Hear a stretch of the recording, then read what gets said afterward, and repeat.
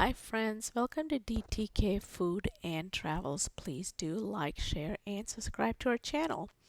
So when we were in Turkey, we took a trip to the ancient city of Ephesus. Took a day trip, so we flew from Istanbul to Izmir, which was about an hour and a half, and we saw a little friend at the airport. They're actually all over Turkey and they're so cute. So we decided to visit this city after we saw the Virgin Mary's house in Ephesus. Please take a look at our channel, and we do have a video on the Virgin Mary's house. So after the Virgin Mary's house, we headed over to the ancient city of Ephesus so we can take a tour of that. We had a tour guide with us, so he was able to explain everything to us. So the ancient city was important because it had the port of Ephesus, and it was the crucial port because it was the gate by which the West visited the East, pretty much. So it was an important location on the Aegean Sea because it provided a vital commercial hub for the East and the West. The port was the primary facilitator for international trade, connecting the Aegean Sea with the East and the West. Ephesus is known for its well-preserved ancient ruins, including the Library of Celsus and the Great Theater, and of course its significance as a major ancient trading port. It was also home to the Temple of Artemis, one of the seven wonders of the ancient world. Ephesus' significance happened because of destruction from earthquakes, especially the two earthquakes that happened in 262 AD and 614 AD that caused pretty significant damage. The city's harbor also silted up over time, so its role as a major port and center of commerce was hindered. To make things worse, Arab raids in the 7th and 8th centuries forced a decline in population and a shift in settlement patterns. Ancient Ephesus is one of the most well-preserved and impressive ancient cities in the world. It's also a UNESCO World Heritage Site because it has stunning Roman-era ruins like the Library of Celsus and a vast amphitheater. Ephesus was once a thriving capital of the Eastern Roman Empire and a major center of commerce, politics, and religion. The area has some impressive ruins. The site features well-preserved marble streets, large theaters, big Roman mansions, and of course the iconic Library of Celsus. I think that was my main attraction. Of course, I like the whole entire open air museum, but I think the Library of Celsus was more attractive to me. And Ephesus Open Air Museum is one of Turkey's most remarkable historical sites. It has some cultural significance because it can show you what life during the Greek and Roman periods were like. It can give you some insights into that. In addition to the Temple of Artemis, the Library of Celsus, and the Great Theater, there are also remains of terrace houses. The mosaics of these terrace houses are very well preserved, illustrating the luxurious lifestyle of the city's wealthy inhabitants. During the Roman Empire, Ephesus served as the capital of the Roman province of Asia. This area contains the largest collection of Roman ruins in the eastern Mediterranean. It's approximated that only 15% of this entire area have been excavated so far. Let's take a look at some more of the Ephesus Outdoor Museum.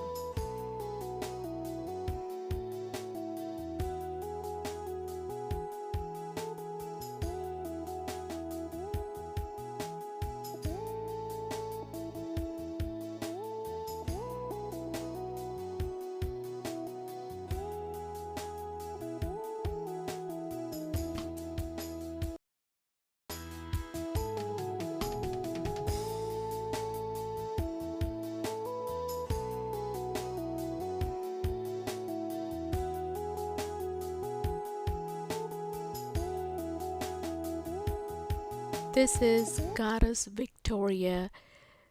It's the same as the equivalent of the Greek goddess Nike. Yes, the same sign as the shoe Nike.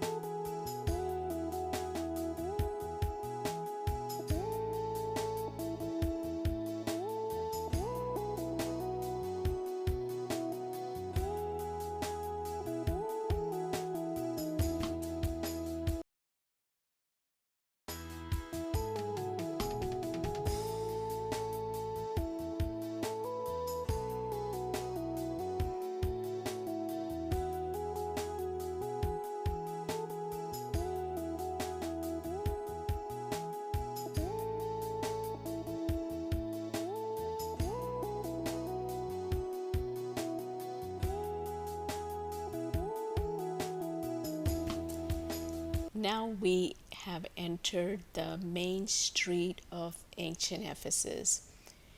This was an area that was vibrant because of the many shops there, the monumental fountains, statues. Of course, the Library of Celsus is located in this area also. And of course, the wealthy had their houses here. And all of these were connected by the marble paved roads. But I do have to say one thing though, these marble paved roads are real slippery. So when I was walking there, I did happen to slip a couple of times, but caught myself, did not fall. So, and I was wearing comfortable shoes. So if anyone that's going to be visiting, just be careful and wear really comfortable shoes and watch where you're going pretty much. Back in the day, the streets featured shaded walkways with mosaics and, of course, had water and sewer systems beneath the marble slabs. The street had two-story shops and workshops lining its sides, providing goods and services to its citizens. There were various monumental fountains and statues, such as the Trajan and the Temple of Hadrian. The affluent people of Ephesus lived in houses built on the slopes along the street, which included elegant mosaic floors.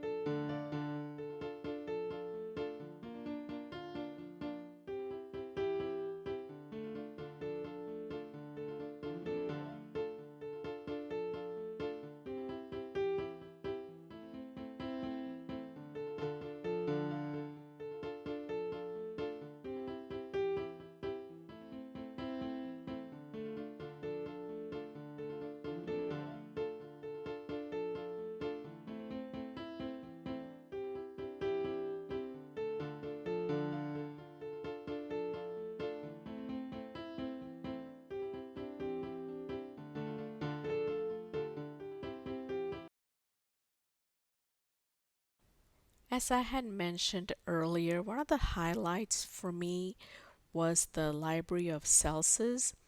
It was one of the world's wonders.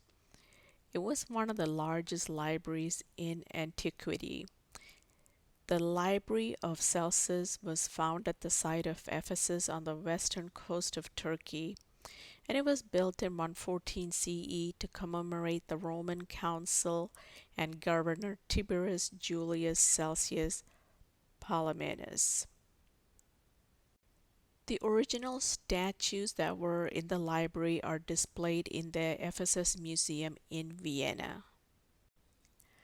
So this was almost the end of our tour. From here, we exited the historical area, and when we came out, guess who we saw? This is a cat known as Garfield of Ephesus. He's popular on Instagram. He has about 8,000 followers on there. He's so cute. We got to pet him. And from here, after we exited the open air museum, we went to the Ephesus Experience Museum, which is really close by. And it's a new generation museum that uses advanced virtual reality technology to take you on a journey through history. So that was excellent because it was air conditioned inside and it was really um, great experience. And after that, we went to lunch at a was a rug factory, but they have lunch over there. So we had lunch, and then we saw how they make the Turkish rugs. That was an awesome experience. So this was the garden of the area. It was really beautiful there. It was a lot of olive trees and apricot trees there, and we were served some traditional Turkish food. And then there was a tree, apricot tree there that was just full of apricots. So our tour guide just picked some apricots off the tree and washed it, and we had for dessert, and they were really so sweet. Apricots were in season in Turkey at that time, and I remember going passing by some of the stores, and all the stores had a lot of apricots. And this is the tree where he picked it off from. Our guy was pretty tall, so he could just reach up and just grab it. So that was really yummy. And after we ate, we just walked across to the rug factory, and they showed us, they demonstrated how they make the rugs. It's all hand woven. So that was really interesting. We did not end up buying any of the rugs. And then we had one last stop. It was the Temple of Artemis area. It's all gone now, but this is what it used to look like in its heyday. And behind the Temple of Artemis, you can see the St. John's Basilica that was built in the 6th century AD. And there's a mosque located next to it also.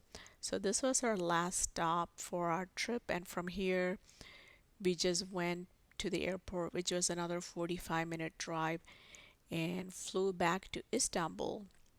So we got to do all this in one day. And what I have to say is it was definitely worth the day trip we took from Istanbul to Ephesus. Ephesus is doable in one day. This whole trip did not take the whole entire day. We were back in Istanbul before 6 p.m., I believe. Hope all of you will get to visit these places that we had a chance to visit in June, July of 2025. And thank you for watching.